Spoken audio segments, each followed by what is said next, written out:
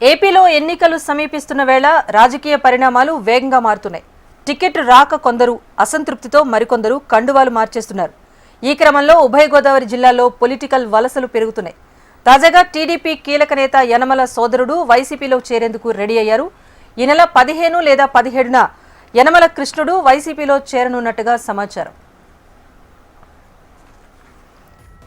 మొత్తానికి ఏపీలో రాజకీయాలు మారుతున్నాయి. పార్టీల నుంచి పార్టీలకు వలసలు కూడా పెరుగుతున్న నేపథ్యంలో కీలక నేతలకు సంబంధించిన అభ్యర్థులు కూడా పార్టీలు మారుతున్న నేపథ్యంలో ఏపీలో రాజకీయ పరిణామాలు ఎలా ఉన్నాయనే దానికి సంబంధించి ఏపీ నుంచి మా ప్రతినిధి వినయ్ మరింత సమాచారాన్ని అందిస్తారు. వినయ్, చెప్పండి, ఎన్నికలు సమీపిస్తున్న వేళ కీలక నేతల వలసలు అనేవి పెరుగుతూ ఉన్నాయి. దీనికి కారణం ఏంటి? రాజేశ్వరి, ఎన్నికలకు ముందు వైసీపీ అధినేత ముఖ్యమంత్రి జగన్మోహన్ రెడ్డి చాలా వేగంగా పావులు కదుపుతా ఉన్నారు. ముఖ్యంగా ఆ పక్క పార్టీలో ముఖ్యమైన నాయకులందరినీ కూడా వైఎస్ఆర్ కాంగ్రెస్ పార్టీలోకి తీసుకొచ్చేందుకు అన్ని ప్రయత్నాలు కూడా జరుగుతూ ఉన్నాయి. దాంట్లో భాగంగానే ఎన్నికల కౌంట్డౌన్ మొదలైంది. ఒక 50-60 రోజుల్లో ఎన్నికలు జరగబోతా ఉన్నాయి. ఈ మధ్యలోనే మొత్తం ఒక 10 రోజుల్లోనే ఒక కీలకమైన నాయకులందరినీ కూడా వైఎస్ఆర్ కాంగ్రెస్ పార్టీలోకి తీసుకొచ్చేందుకు వైసీపీ ప్రయత్నాలు ముమ్మరం చేసింది. దాంట్లో భాగంగానే ప్రధానంగా బలమైన సామాజిక వర్గాలపైన వైఎస్ఆర్ కాంగ్రెస్ పార్టీ దృష్టి పెట్టింది. ఈ నేపథ్యంలోనే టీడీపీ కీలక నేత యనమల రామకృష్ణుడు సోదరుడు యనమల కృష్ణుని వైఎస్ఆర్ కాంగ్రెస్ పార్టీలోకి తీసుకొచ్చేందుకు అన్ని ఏర్పాట్లు కూడా వైసీపీ చేసింది. దాంట్లో భాగంగానే ఈ నెల 16, 17 ఈ 2 తేదీలో ఏదో ఒక తేదీలో వైఎస్ఆర్ కాంగ్రెస్ పార్టీలో ఆయన జాయినింగ్ ఉన్నట్టు కూడా మనకి సమాచారం అందుతూ ఉంది. దాంట్లో భాగంగా ఈరోజు ఉదయం ప్రస్తుతం సిట్టింగ్ మంత్రి దాడిశెట్టి రాజాను కూడా సీఎం జగన్మోహన్ రెడ్డి తాడేపల్లి క్యాంప్ కార్యాలయానికి పిలిపించారు.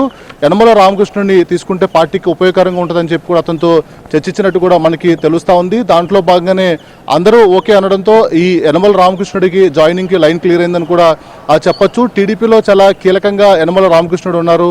నెంబర్ 2 పొజిషన్లో మొన్నటి వరకు ఉన్నారు. అలాంటి కీలక నాయకుడు కుటుంబం నుంచి ఆయన సోదరునే వైఎస్ఆర్ కాంగ్రెస్ పార్టీలో చేర్చుకునే ప్రయత్నాలు అయితే వైసీపీ ముమ్మరం చేసింది. ఆయన చేరిక కూడా అన్ని ఏర్పాట్లు జరిగినాయి. అయితే గత కొద్ది రోజుల నుంచి కూడా యనమల సోదరులు ఇద్దరి మధ్య కూడా విభేదాలు జరుగుతూ ఉన్నాయి. మొన్న ఆ మధ్యన వైఎస్ఆర్ కాంగ్రెస్ పార్టీలోకి యనమల సోదరుడు యనమల కృష్ణుడు వస్తారని చెప్పి ప్రచారం జరిగినప్పుడు కూడా అది అప్పుడు తాత్కాలికంగా ఫుల్ స్టాప్ పడింది. ఈసారి అది ఎగ్జిక్యూట్ చేసే ప్రయత్నం అయితే మట్టికి జరిగిందని కూడా మనం చెప్పొచ్చు. మరోవైపు కాపు ఉద్యమ నేత ముద్రగడ్డ పద్మనాభన్ కూడా అదే తారీఖుల్లో వైఎస్ఆర్ కాంగ్రెస్ పార్టీలో చేరేందుకు కూడా అన్ని ఏర్పాట్లు కూడా పూర్తయినాయి. వాస్తవానికి రేపు వైఎస్ఆర్ కాంగ్రెస్ పార్టీలో అతను చేరాల్సి ఉంది. కొన్ని కారణాల వల్ల ఆ తేదీని మార్చారని చెప్పి ఆయన స్వయంగా లేఖ రాశారు. ముఖ్యంగా ఈ అన్ని ఈక్వేషన్లు ప్రజెంట్ ఏదైతే గోదావరి జిల్లాలో బలమైన సామాజిక వర్గాలు, ఒకటి కాపు సామాజిక వర్గం, రెండోది ఐబీసీ సామాజిక వర్గం, ఈ 2 సామాజిక వర్గాలపైన కూడా వైఎస్ఆర్ కాంగ్రెస్ పార్టీ దృష్టి పెట్టింది. జనసేన అధినేత పవన్ కళ్యాణ్ ఈ గోదావరి జిల్లాల నుంచి పోటీ చేస్తున్న నేపథ్యంలో పవన్ కళ్యాణ్కి చెక్ పెట్టేలా కూడా ముఖ్యమంత్రి జగన్మోహన్ రెడ్డి వ్యూహరచన చేస్తూ ఉన్నారు.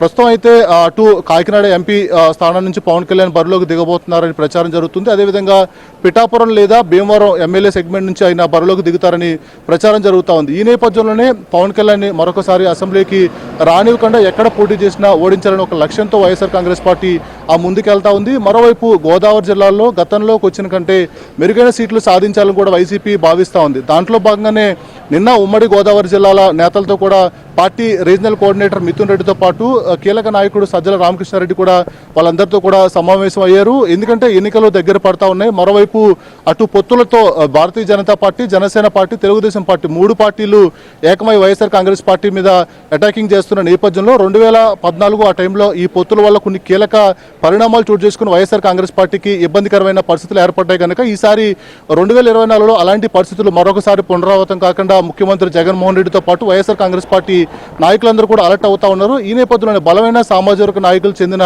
అందరినీ కూడా వైఎస్ఆర్ కాంగ్రెస్ పార్టీలోకి తీసుకుని వస్తే ఈ క్యాలిక్యులేషన్ ఈక్వేషన్ అని కూడా వైఎస్ఆర్ కాంగ్రెస్ పార్టీకి పనికొస్తుంది. మంచి మెజార్టీ సీట్లు వైఎస్ఆర్ కాంగ్రెస్ పార్టీ సాధించవచ్చని కూడా వైసీపీ లెక్కలేసుకుంటా ఉంది. ముఖ్యంగా దాంట్లో భాగంగా ఇప్పటికే ఉమ్మడి గోదావరి జిల్లాలో కొన్ని మార్పులు మినహా ప్రస్తుతం ఉన్న సిట్టింగ్లనే వైసీపీ కొనసాగుతూ ఉంది. దాంట్లో భాగంగానే అటు ఆ బీసీలతో పాటు ఇటు కాపులు ఎవరైతే ఈ 2 సామాజిక వర్గాలపైన కూడా వైఎస్ఆర్ కాంగ్రెస్ పార్టీ ప్రధానంగా దృష్టి పెట్టింది. ఎందుకంటే గతంలో 2019 ఎన్నికల్లో బీసీ ఎస్సీ ఎస్టీ మైనార్టీ బలమైన ఓట్ బ్యాంక్ అంతా కూడా వైఎస్ఆర్ కాంగ్రెస్ పార్టీకి పడడంతో 151 సీట్లు వైఎస్ఆర్ కాంగ్రెస్ పార్టీ ఓన్ చేసుకుంది. ఈ నేపథ్యంలోనే ఒక బలమైన ప్రత్యర్థులందరూ కూడా ఏకమవుతున్న నేపథ్యంలో అదే స్ట్రాటజీతో వైఎస్ఆర్ కాంగ్రెస్ పార్టీ కూడా ముందుకెళ్తా ఉంది. దాంట్లో భాగంగానే బలమైన సామాజిక వర్గాలన్నీ కూడా వైఎస్ఆర్ కాంగ్రెస్ పార్టీ ఆకర్షించగలిగితే ఒక భారీ మెజార్టీ సీట్లన్నీ కూడా వైఎస్ఆర్ కాంగ్రెస్ పార్టీ సాధిస్తుందని భావిస్తా ఉంది. దాంట్లో భాగంగానే ఆ టీడీపీ కీలక నేత యనమల రామకృష్ణుడు సోదరుడు వైఎస్ఆర్ కాంగ్రెస్ పార్టీలో కూడా చేరేందుకు రంగం సిద్ధమైంది. అదే రోజు ఆ కాపు ఉద్యమ నేత ముద్రగడ్డ పద్మనాభం కూడా వైసీపీలో చేరబోతా ఉన్నారు. Rajeshwari. Right, thank you Vinay. మొత్తానికి కమ్యూనల్ ఈక్వేషన్స్ లో చాలా కీలకమైన ఉభయ గోదావరి జిల్లాలకు చెందిన కీలక నేతలు వైసీపీలో చేరటంతో దీని ఇంపాక్ట్ టీడీపీ పైన ఎలా ఉంటుందనే చర్చ అయితే ప్రస్తుతం ఏపీ రాజకీయాల్లో నడుస్తోంది.